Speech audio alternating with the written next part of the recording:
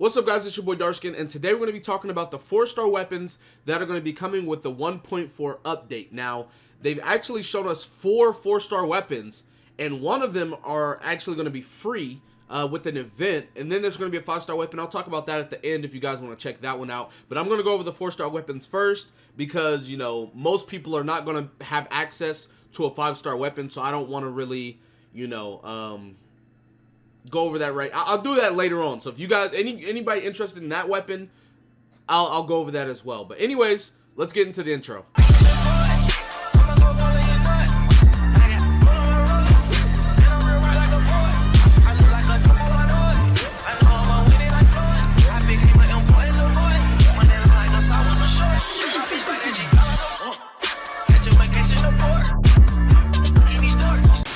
So the first weapon we have is called the Alley Flash. It is a 4-star sword, kind of looks like Favonia's sword, but it has a darker bluish, purplish, blackish tint on it.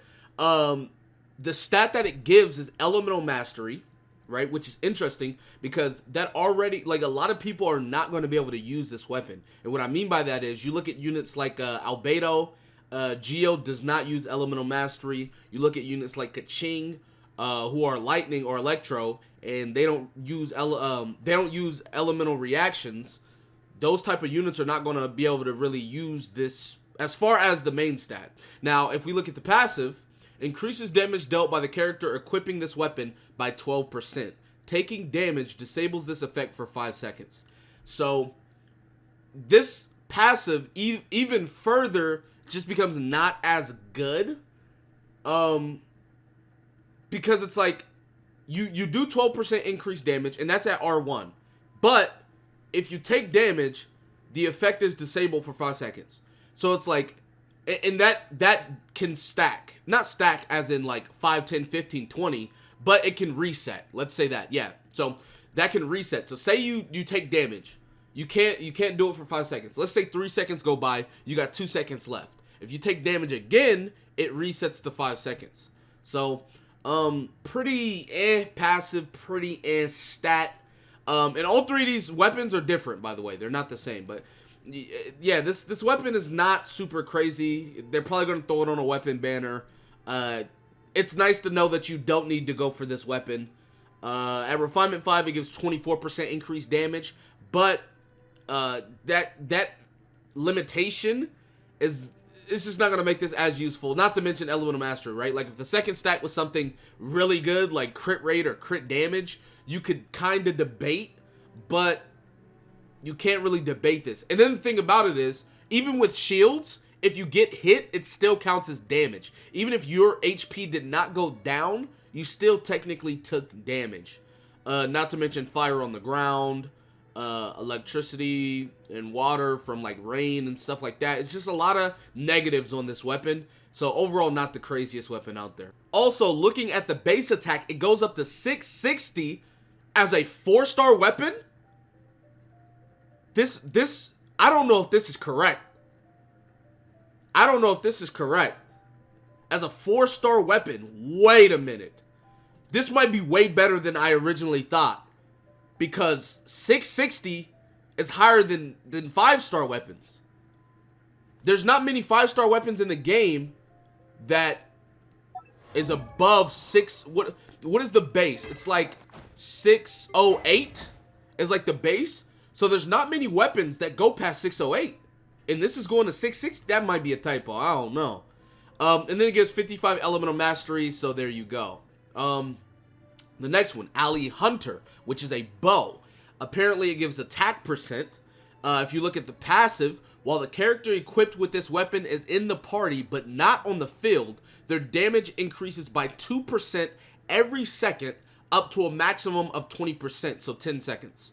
When the character is on the field for more than 4 seconds, the aforementioned damage buff decreases by 4% per second until it reaches 0. This weapon is tailor-made, bruh, for, you know, Venti, official support, any of those type of units where you pop their stuff and switch them out. It's pretty much made for those characters. simply because you're getting rewarded for not being on the field, right? With Venti, you pop his ult, you switch him out. You don't do anything else, right? Or you pop ult, pop E, whatever.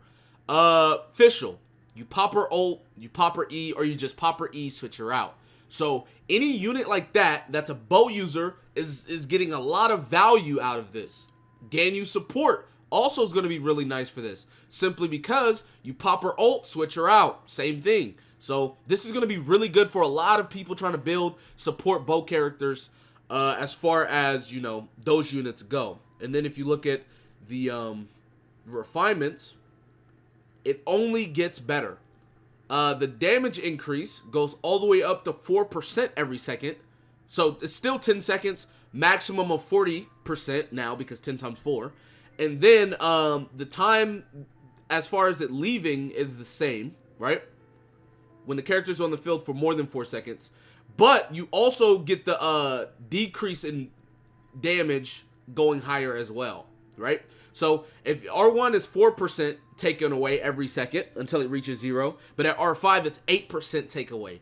But to be fair, it still scales because it's 40% in 8 and then it's 20% in 4. So if you look at the percentages, it's still the same overall. Pretty nice weapon if you ask me. Looking at the base attack at level 90, you can see it's 565, which is pretty decent for a bow. Nothing too crazy. Not too low though. It's a 4-star weapon, pretty good.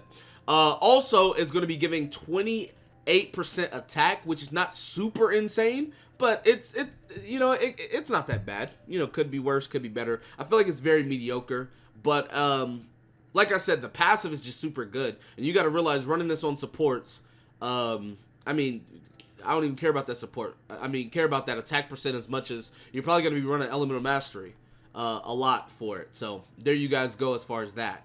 So there's that one. Then you look at Wine and Song, which is going to be the new Catalyst coming. It gives energy recharge apparently, and then the passive, hitting an opponent with a normal attack decreases the stamina consumption of sprint and alternate sprint by 14% for 5 seconds. Additionally, using a sprint or alternate sprint ability increases attack by 20% for 5 seconds. Wait, what? Hitting an opponent with a normal attack decreases stamina consumption. I mean, why would... I don't... Like, who's using this? I'm trying to think about who would use this. Basically, after you normal attack, you get... You can use your stamina a lot more. It consumes your stamina less. But I don't really know who would use this, right? To be honest, it doesn't seem... It's like a kind of passive. I don't know. Anyways, hitting the opponent with the... Okay, so here's the passive. It goes all the way up to 40%, but, I mean, with it being 40%, it doesn't change that it's kind of weird. I don't know. This might be sleeper OP, who knows? It kind of seems very to me. Looking at the base attack, 565, not that bad. Again, I think this is the same one as the bow, right? Same base attack. And then it's given 30% energy recharges, which is pretty nice. Not super high, but it's not low either, so that's really good as well. Now let's get on to the free-to-play weapon that you can get from the event. It's called what is it called? Wind Bloom Ode, right? Gives Elemental Mastery as its main stat, and then if you look at the passive, after using an elemental skill, receive a boon from the Ancient Wish of the Wind Bloom, increase attack by 16% for 6 seconds. This looks like it's going to be really, really good for Child, number 1, in Melt Comp, because you pop your E, you're going to be getting that increased attack percent, which is nice, and it gets Elemental Mastery. This seems like it might also be really good for Fischl and Venti, again, right? Because you pop Fischl E, her bird's going to do more damage. You pop Venti E, then pop his ult, he'll do more damage. All of that seems really, really nice. So, there you go. And obviously, it goes all the way up to 32% at R5.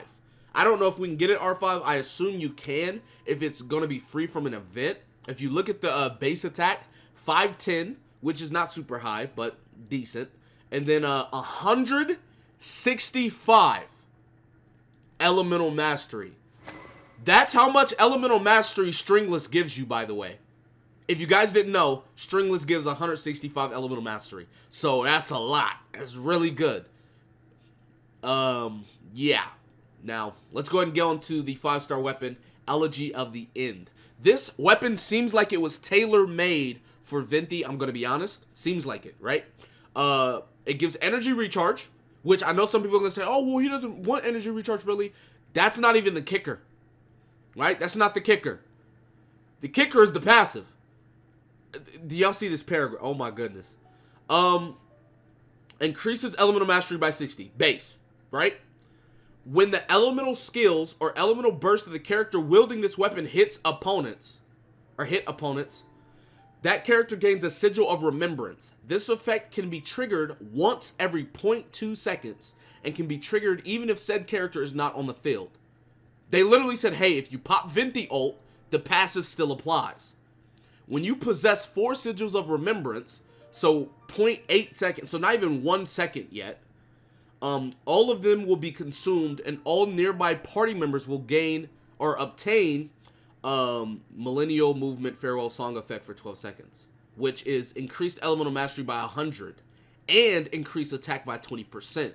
Once the effect is triggered, you can't gain any more remembrance sigils of the many effects. You can only use it once. It does not stack. So long story short, you pop Venti ult and he gives the entire team 100 elemental mastery and 20% increased attack. R1. Base. You look at Refinement 5. You give 200 elemental mastery and 40% attack. This is pretty much Wolf's Gravestone type deal, right? Because Wolf Gravestone gives 80% attack to the team at R5. R1, it gives 40%. Like, team buff, insane. 608 attack, which is standard for a 5-star. 55% energy recharge. This is nuts. This weapon is, like, crazy. But, yeah, so those are all the new weapons that are going to be coming to the game. You have the 3 4-star weapons that are going to be banner weapons, most likely. You have the 1 weapon that is apparently free from this event. And then you have the 5-star bow that is also coming. So, anyways, that's going to be it for this video. Be sure to give it a like, subscribe to the channel if you're new. Comment down below. Tell me what you guys think in the comment section below. With that being said, I will see you guys next time. Peace.